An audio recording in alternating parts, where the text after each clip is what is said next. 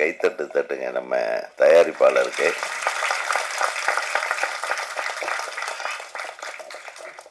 இதில் ஒரு சுயநலம் இருக்குது. அவர் நம்ம ஊருக்காரர் தான், கோயம்புத்தூர்.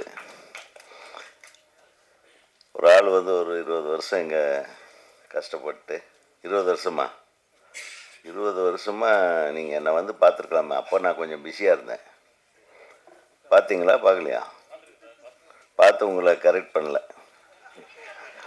அதனால் நீங்கள் தயாரிப்பாளர் ஆகிட்டீங்க. பார்த்தீங்களா? ஒரு தடவை என் நண்பர் ஒருத்தர் சொன்னார் இதே மாதிரி, எனக்கு வாய்ப்பு தரவே இல்லை, நீங்கள் கடைசி வரலன்னு என்னை திட்டிகிட்டு இருந்தார் மேடையில்.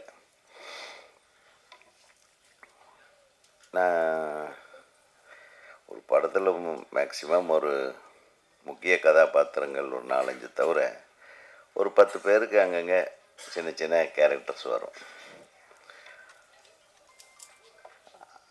அதை தவிர வந்து அந்தந்த ஸ்பாட்டுக்கு போகிற டைமில் நம்ம கூட இருக்கிறவங்க அப்படி இப்படி பணியாற்றினவங்க யாராச்சும் ஞாபகம் வந்தாங்கன்னா கூப்பிட்டு நடிக்க வச்சுருவோம். பொதுவாக அப்படி தான். அப்புறம் தான் நான் சொன்னேன், நான் பேசும்போது சொன்னேன், நல்ல வேளை நான் உங்களுக்கு வாய்ப்பு கொடுக்கல. வாய்ப்பு கொடுக்காதனால இப்போ 15 காலேஜுக்கு ஓனராக இருக்கிறார் என் நண்பர் தான். அந்த மாதிரி சினிமா வாய்ப்பு கிடைக்காதனால கோயம்புத்தூரில் போய் ஒரு பெரிய பில்டர் ஆகிட்டார், மிகப்பெரிய தொழிலதிபர் ஆகிட்டு. அவர் சாதாரண கூட்டத்தை கூப்பிட்டு வரல, அவருக்காக உயிரை கொடுக்கக்கூடிய நண்பர்கள் இருக்கிறாங்கன்றது மிகப்பெரிய விஷயம். ஆக இந்த படம் ஓடுதோ ஓடலையோ அதை பற்றி கூட கவலைப்படுங்க, அடுத்த படம் எடுக்கிறீங்க. அந்த அளவுக்கு நீங்கள் கூட்டம் சேர்த்து வச்சிருக்கீங்க. அதுக்காக நீ வருத்தப்படாது டைரக்டரை, கண்டிப்பாக ஓடும். ஏன்னா உண்மையாக ஒரு நல்ல விஷயம் கண்டென்ட்டை எடுத்துகிட்டு அதுக்கு உண்மையாக உழைக்கிறவங்களுக்கு எப்பவுமே வெற்றி வந்து கூட வரும், நிச்சயமாக வரும். அதனால் நீங்கள் எல்லாம் பேசுகிறத கேட்கும்போது நம்ம அசோக் சொன்னப்பில் அழகாக இந்த படத்தில் என்னென்ன நடந்தது, யார் யார் எப்படி எப்படின்னு அழகாக சொல்லிட்டாரு. தயாரிப்பாளர் கார்த்திகேசன் பேசும்போதும் அழகாக, அதாவது ஜோடனையாக பேசாமல் நம்ம மனசுக்குள்ளே என்ன இருக்கோ அதை அப்படியே யதார்த்தமாக சொன்னீங்க. அதே மாதிரி இயக்குனரும் சொன்னார். இதிலிருந்து என்ன தெரியுதுன்னா, இது ஒரு குடும்பமாக இருந்து நீங்கள் இந்த படத்துக்கு எல்லாரும் பணியாற்றிருக்கீங்க. இந்த குடும்பம் நிச்சயமாக ஒரு நல்ல குடும்பமாக, மற்றவர்கள் போற்றும் குடும்பமாக நிச்சயமாக வெற்றி பெறும் என்பதில் எல்லளவும் எனக்கு சந்தேகமில்லை. பொதுவாக படத்தோட ட்ரெய்லரை பார்த்த உடனே நமக்கு வந்து புரிஞ்சிடும், இது ஒரு பானை சோத்துக்கு ஒரு சோறு பதம்ன்ற மாதிரி.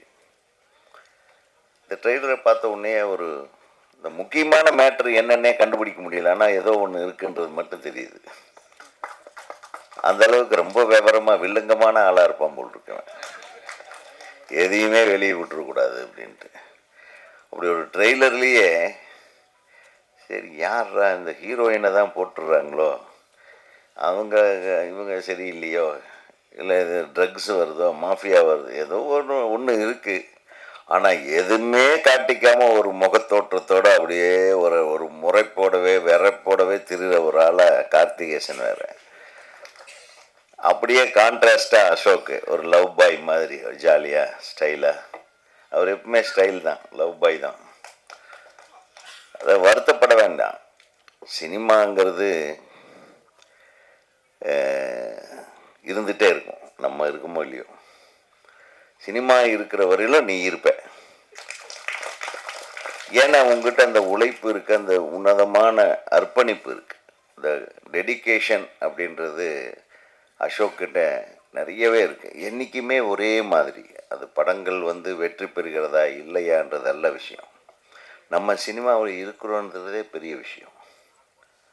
அது எத்தனை பேர்த்துக்கு இருக்குன்றீங்க? நிறைய பேர்த்துக்கு கிடையாது.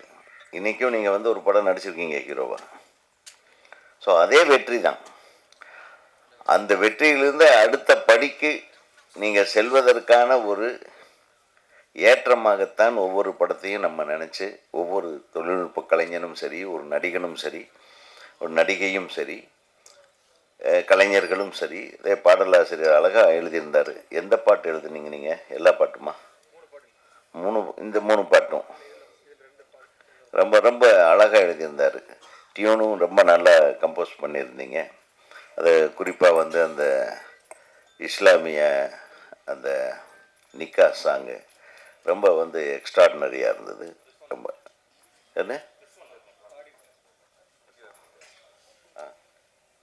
நல்லா பாடியிருந்தார் சார். வாய்ஸ் ரொம்ப பிரமாதமாக இருந்தது அவருக்கு கொடுத்து. அந்த பாடலும் ரொம்ப நல்லா இருந்தது. அந்த முதல் பாடலும் நல்லா இருந்தது, ராஜன் சார் சொன்ன மாதிரி. அப்புறம் அந்த duet song is was really good. நல்ல மெலோடி கம்போஸ் பண்ணியிருந்தீங்க. ஸோ கதை நாயகன் வந்து நிச்சயமாக தான் யாருன்றது இதில் ப்ரூவ் பண்ணியிருக்காரு. அப்புறம் சின்ன சின்ன கதாபாத்திரங்கள் பண்ணவங்க எல்லாமே வந்து இயல்பான நடிகர்களாக தெரிஞ்சாங்க எனக்கு. ஒரு ஆர்டிஃபிஷியலாகவோ அது வந்து புதுசாக வந்து நடிக்க தெரியாமல் நடித்த மாதிரி எந்த முகங்களும் இல்லை. ஆக ஒரு வெற்றி படத்துக்கு உண்டான எல்லா விஷயங்களும் இந்த படத்தில் இருக்கிறத நான் தெரிஞ்சுக்கிட்டேன். நமக்கு வெற்றி கிடைக்குமா கிடைக்காதா அப்படின்னெல்லாம் ஏங்க வேண்டிய அவசியமே இல்லை. நம்ம ஒரு சிறந்த படைப்பை கொடுத்துருக்குறோம். நம்ம வீராயி மக்கள் நம்ம ஹீரோ சொன்ன மாதிரி நமக்கு ஒரு நல்ல களத்திலே ஒரு நல்ல கண்டென்ட்டில் நம்ம இருந்தாவே போதும், நமக்கு ரெக்கக்னேஷன் தானாக கிடைக்கும். இவர் சொன்ன மாதிரி ஆக ஒரு ரெக்கக்னேஷனுக்காக நம்ம வந்து நம்ம டெடிக்கேஷனை பண்ணிட்டோம்னா வெற்றி தோல்வியை பற்றி கவலைப்படக்கூடாது. அந்த டெடிக்கேஷனே நம்மளுடைய வெற்றி தான். நிறைய பேர் என்ன கேட்பாங்க, என்ன சார் நீங்கள் படமே பண்ண மாட்டேறீங்க? நான் வருத்தப்படுறதை விட என்னை நேசிக்கிறவங்க, என்னையும் அரவிந்தராஜ் அவர்களையும் நாங்கள்லாம் ஒன்றா திரைப்படக் கல்லூரியிலிருந்து ஆபாவானன் அவர்களால் உருவாக்கப்பட்டவர்கள். என்ன சார் பீக்கில் இருந்தீங்க, ஏன் சார் இப்போ நீங்கள் ஏன் சார் இன்னும் நானாக மாட்டேங்கிறேன், அது நாம் படமே எடுக்க மாட்டேன்ற மாதிரி. ஏன்னே அவர் சொல்கிறார், எங்கள் அண்ணன்மார்கள்லாம் இருக்காங்க, என் பிரதர்ஸ் எல்லாம் என்னை தூக்கி அப்படியே வளர்த்தாங்க. அப்படியே ஒவ்வொரு பத்திரிகையாளரும் என்னை வளர்த்தாங்க. அவங்க வளர்க்குற மாதிரி நம்மளும் நடந்துக்கிட்டோம். நம்ம படைப்புகளும் அந்த மாதிரி அப்படி தூக்கி கொண்டு போய் உச்சத்தில் உட்காந்து வச்சாங்க. The highest business RV Udayakumar, Rajinikanth, AVM. Highest business, highest payment, அப்படியெல்லாம் நம்ம இருந்தவங்க தான், இல்லாமல் இல்லை. இப்போ ஏன் சார் அப்படின்னு வருத்தப்படுறதுல அவங்களுக்கு ஒரு நியாயம் இருக்குது. ஆனால் நான் வருத்தப்படலை, எனக்கு வருத்தமே இல்லையா. என்ன சார் நீங்கள் பீக்கில் இருந்தீங்க? பீக்குன்றது ஒரு உச்சி. உச்சிங்கிறது எப்படி? உச்சி என்றது ஒரு கூர்மையான ஒரு உயரம், த டாப். அந்த கூர்மையில் ஒருத்தன் ஏறிட்டான்னா நிற்கிறது கஷ்டம். அப்படி பார்த்தா தலை சுத்தம். அப்போ தான் சொன்னேன், உச்சி என்பது ஒரு மிகச்சிறிய இடம், கொஞ்சம் நகர்ந்தால் நம்ம கீழே விழுந்துருவோம். அந்த உச்சியில் நான் பார்த்தவர்கள் எத்தனை இயக்குனர்கள். ஒரு காலத்தில் ஸ்ரீதர் சார் இருந்தார், ஒரு காலத்தில் பாலச்சந்தர் சார் இருந்தார், ஒரு காலத்தில் பாரதி ராஜா சார் இருந்தார். அந்த மாதிரி பல இயக்குனர்கள் இருந்த அந்த உச்சி, அவங்க இறங்காமலே இருந்திருந்தா அந்த உச்சிக்கு நான் போயிருக்க முடியுமா? ஸோ அவங்க இறங்க, நம்ம போக, நம்ம இறங்க, சங்கர் வர. சார் அந்த உச்சிங்கிறது ஒரு விளையாட்டு இடம் மாதிரி, புரியுதா? ஸோ வெற்றி வரும், வெற்றி பெற்றவர்கள் தோல்வி வருவார்கள், தோல்வி பெற்றவர்கள் மீண்டும் வெற்றி அடைவார்கள். இது வந்து இயற்கை, எல்லாருடைய மனித வாழ்க்கையிலையும் நடக்கிற ஒரு விஷயம், சினிமாவில் மட்டும் இல்லை. ஸோ வெற்றி தோல்விகள் என்பது, அவர் எப்படி நான் வந்து இந்த சினிமாவில் தோத்துட்டினேன் அப்படின்னு கோயம்புத்தூருக்கு போனேன், தோத்துட்டினேன்னு போகல, போய் ஜெயிச்சுட்டு திருப்பி இங்கே வருவேண்டான்ட்டு வந்தார் பாருங்களா, அதுதான் முனைப்பு. அந்த முனைப்பு மட்டும்தான் நம்மளை வந்து மேலே இழுத்து கொண்டு செல்லுமே தவிர,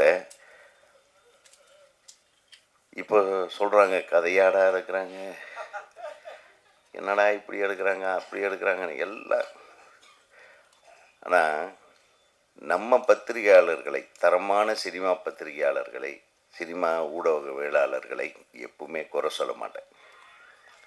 ஏன்னா அவங்க தரம் தாழ்ந்து யாரையும் விமர்சிக்கவே மாட்டார்கள். அதுக்குன்னு ஒரு சில குரூப் வந்து ஏதோ பண்ணுது. இப்போ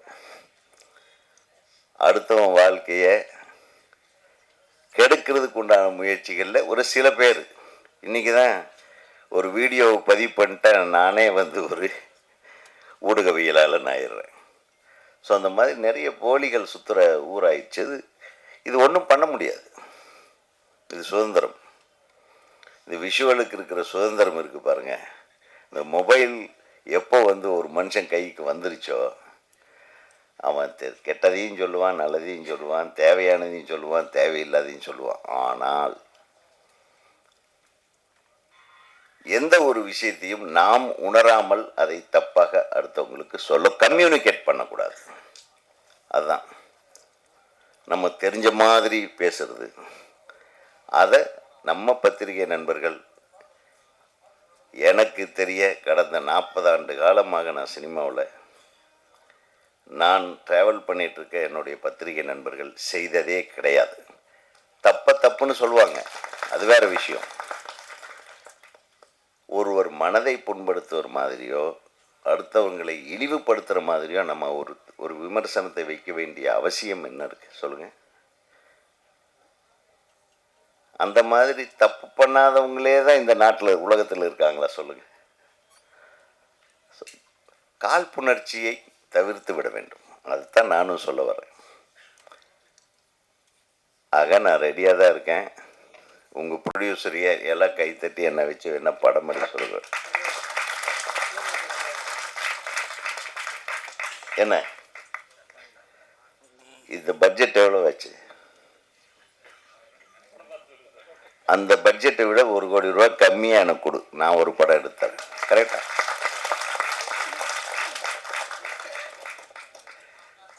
இதுதான் நான் சொல்ல முடியும். அப்போது இந்த காலத்தில் நிறைய பேர் வருத்தப்படுறாங்க, நம்ம படங்கள் வந்து வெளியாக மாட்டேங்குது. நானே வருத்தப்படுறேன். ராஜா அண்ணன் சொல்லிட்டு போனார், நிறைய படங்கள் ரிலீஸ் ஆகாமல் இருக்குது. தரமாக எடுக்கக்கூடிய திரைப்படங்களுக்கு எப்பவுமே மார்க்கெட் இருக்கு, அது இல்லைன்னே சொல்ல முடியாது. அது அவரே சொன்னார், ரப்பர் பந்து ஓடுதுன்னு. இந்த ஆண்டு வந்த நிறைய திரைப்படங்கள், நல்ல ஓடிய திரைப்படங்கள் எல்லாம் பார்த்தீங்கன்னா பெரும் பொருட்செலவில் எடுக்காத சின்ன பொருட்செலவிலே சின்ன பட்ஜெட் படமாக எடுக்கப்பட்ட திரைப்படம்.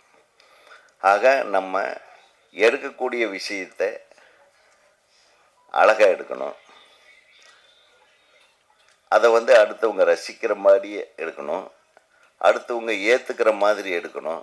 பார்க்கும்போது ஆஹா, அடே நம்ம லைஃப்பில் நடந்த ஒரு விஷயம், அதை அப்படியே நம்ம எடுத்துருக்கேன், சூப்பராக எடுத்துருக்கானா, அவ்வளோதான், முடிஞ்சு போச்சு ஜோலி. இது ஒன்றும் பெரிய நம்ம கம்பராமாயணம் மாதிரி ஒரு சீத்தலை சாத்தனார் இது மாதிரி அதெல்லாம் எடுக்க வேண்டியதில்லை. நம்ம அழகாக நம்ம வாழ்வியல்ல நம்ம படங்கள்லாம் பார்த்திங்கன்னா அப்படியே நம்ம ஊரில் நடக்கிற விஷயங்களில் ஒரு 2 கேரக்டரை தூக்கிட்டு வந்து அப்படியே படம் பண்ணது தான். அதுங்கெல்லாம் தான் பெரிய ஹிட் ஆச்சு. ஆக நம்ம இங்கே வந்தோமா, நம்ம வேலையை ஒவ்வொருத்தரும் அவன் வேலையை கரெக்டாக பண்ணாவே ஒரு திரைப்பட குழுவில் இருக்கிற அத்தனை பேரும் ஒவ்வொருத்தரும் டெடிக்கேஷனோடு அவன் வேலையை கரெக்டாக பண்ணால் அந்த படம் நிச்சயமாக வெற்றி படமாகும். அது எதுக்கு கொண்டாந்து சேர்த்துறேன்னா, இதில் ஒவ்வொருத்தரும் சரியாக உழைத்திருக்கிறார்கள் என்று இயக்குனரும் சரி தயாரிப்பாளரும் சரி அழகாக சொன்னாங்க.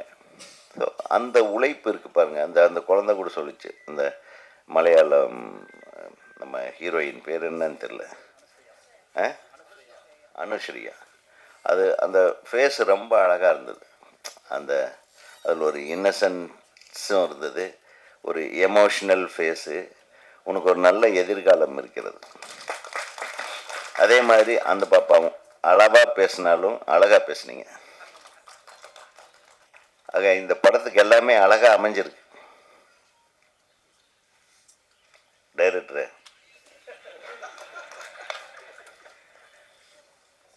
நீ முன்னாடி இருந்த கெட்டப் எனக்கு தெரியாது, வேணுன்னே இந்த கெட்டப்பா இல்லை வேணுன்னே மாற்றிட்டியான்னு தெரியாது. பட் உன்னுடைய கெட்டப் நல்லா இருக்கு. நிச்சயமாக அதாவது ஒரு கான்ஃபிடென்ஸ் இருந்தது தம்பி பேசும்போது. நான் நல்ல படம் எடுத்திருக்கேன்னு நினைக்கிறேன். அது நிச்சயமாக நீங்கள் லைக் பண்ணுவீங்க. ப்ரொடியூசருக்கு சொன்னபடி நான் எடுத்துட்டேன். சொன்ன நேரத்தில் எடுத்தேன். நான் மட்டும் இல்லை, என் கூட எல்லாரும் என் தோள் கொடுத்ததுனால அது சரியாக நடந்ததுன்னு அடுத்தவங்களுக்கு உண்டான அந்த மரியாதையும் கொடுத்தேன் பாருங்க. அது வந்து நான் பாராட்டேன்.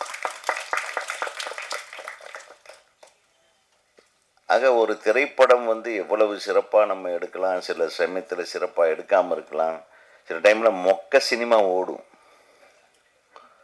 என்னுடைய சிங்கார வேலன்னு பார்த்தீங்கன்னா அது மொக்க சினிமா. உண்மையா? ஏன் சிரிக்கிறீங்க? கமல் சாரை வச்சு எடுக்க வேண்டிய படமாங்க அது. எவ்வளோ பெரிய ஜீனியஸு. சரியா கதை கரெக்டாக அமையல. சரி கதை இல்லாமையே ஒரு படம் எடுப்போம்னு ஆரம்பித்தோம். என்ன லொல்லு இருக்கும் பாருங்க. கதை இல்லாமையே ஒரு படம் என்னடா பண்ணுறது? ஒரு சின்ன அஞ்சு வயசு பொண்ணு ஜட்டி பனியனோட காணாமல் போச்சு, அதை தேடி கண்டுபிடிச்சி கல்யாணம் பண்ணுறது தான் ஹீரோவோட வேலை அப்படின்னு ஒரு கதை. இப்படியெல்லாம் எவனாச்சும் கதை பண்ணுவானே? இன்னொன்று லொல்லு இருந்தால் நாங்கள் பண்ணியிருப்போம். எனக்கு தலையில் இடி இறங்கின மாதிரி. இது ஓகேன்ட்டாரு தயாரிப்பாளரும் சரி எழுத்தாளரும் சரி. இதை கொண்டாந்து நீங்கள் புடு எல்லாம் சாங்காக கொடுத்துறேன்னு இளையராஜா சார் சொல்ல, சாங்கை வச்சுட்டு என்னடா அப்படியே சுற்றிக்கிட்டே இருந்தேன். சும்மா காரில் அப்படி போக வேண்டியது, இப்படி வர வேண்டியது, ஆஃபீஸில் போய் உட்கார வேண்டியது, திருப்பி 2 ஃப்ரெண்ட்ஸுங்களை கூப்பிட்டு பீச்சுக்கு போக வேண்டியது, இப்படியே சுற்றிட்டு போகிற வழியில் வர்ற வழியில் எழுதுகிற சீன் தான் அதெல்லாம். அடித்தது பாருங்க எப்படியெல்லாம். நான் அந்த படத்துக்கு முதல்லையே வந்து போட்டேன் ரிலீஸ் அன்னைக்கு, தயவு செஞ்சு இந்த படத்தை பார்க்க வருபவர்கள் மூளையை கழட்டி வீட்டில் வைத்து விட்டு வாருங்கள். ஏன்னா வந்துட்டு இப்படியெல்லாம் படம் எடுத்தானுங்களேன்னு இப்போ நம்மளை டார்ச்சர் பண்ணுவாங்கன்ட்டு அதையும் முதல்லையே போட்டேன். இளையராஜா கூப்பிட்டு கேட்டார், என்னையா இந்த மாதிரி? ஆமாம் சார், படத்தை இப்போதான் சின்ன கவுண்டர் ஓடிட்டு இருக்குது, இந்த படம் எடுத்தவனா இந்த படத்தை எடுத்தான்ற மாதிரி ஏதாச்சும் சொல்ல, கதையே இல்லாமல் ஒரு படம் எடுத்துட்டாரேன்னு. அப்போ நம்ம கமிட்மெண்ட் என்னன்னா, நான் சின்சியராக உழைக்கிற ஆள் தான் தம்பி மாதிரி. என்ன பண்ணணும்? சரி இந்த கதை என்பது ஒரு சின்ன விஷயம். திரைக்கதை பண்ணுவோம், அதை பெஸ்ட்டாக பண்ணுவோம். முதல் காட்சியிலேருந்து கடைசி காட்சி வரையிலும் சிரிச்சுக்கிட்டே இருக்கணும். அப்படி சிரிப்பு வர்ற மாதிரியான காட்சிகளையே யாருன்னு எல்லாம் போட்டு மண்டையை உடைச்சிக்கிட்டு, பொள்ளாச்சின்ற ஊரில் வெறும் தேங்காய் விளையிற பூமி, வெறும் நெல் விளையிற பூமி, அங்கேருந்து கருவாடை மெட்ராஸ் கேமனாச்சு எடுத்துகிட்டு வருவானா? யோசனை பண்ணுங்க. மெட்ராஸில் இல்லாத கருவாடா? ஆனால் இன்றைக்கி வரலையும் யாரும் கேள்வி கேட்கல. ஏன்னா அவங்கெல்லாம் எனக்கு ரொம்ப பிடித்த ரசிகர்கள். மூளையை வீட்லேயே கழட்டி வச்சுட்டு வந்துட்டாங்க. அப்படின்னு எந்த அளவுக்கு என்னை நேசிச்சிருப்பாங்க. ஏன்னா அந்த காமெடி சீக்வன்ஸில் அது போகிற போக்கில் வந்து அந்த கருவாடு பொள்ளாச்சியிலிருந்து வருதா, இல்லை மெட்ராஸ்லேயே இவ்வளவு கருவாடு இருக்கும்போது பொள்ளாச்சியிலிருந்து ஏன் வரணும் அப்படின்லாம் யாரும் யோசிக்க விடல. அது ஒரு டேலண்ட். புரியுதா? இதுக்கு ஒரு கைத்தட்ட வேண்டாமா? ஆக மொத்தம் நல்ல கதை எடுத்தால் தான் ஜெயிக்க முடியுன்றதும் கிடையாது. புரியுதா உங்களுக்கு? நேரம் நல்லா இருக்கணும். கதையும் உழைப்பும் டெடிக்கேஷனும் என்ன இருந்தாலும் சரி, நேரம்னு சொல்கிறது அந்த ரிலீஸ் தேதி, ரிலீஸ் டைமில் என்னென்ன நல்ல படங்கள் ஏதாச்சும் ஓடுதா, இல்லை தியேட்டர்கள் எல்லாம் காலியாக இருக்கிற தியேட்டர்கள் நிறைய கிடைக்குதான், இந்த மாதிரி சில விஷயங்களை தான் நான் நேரம்னு சொல்கிறது. அதை விட இன்னொரு நேரம் இருக்குது, அது நம்ம கட்டம்.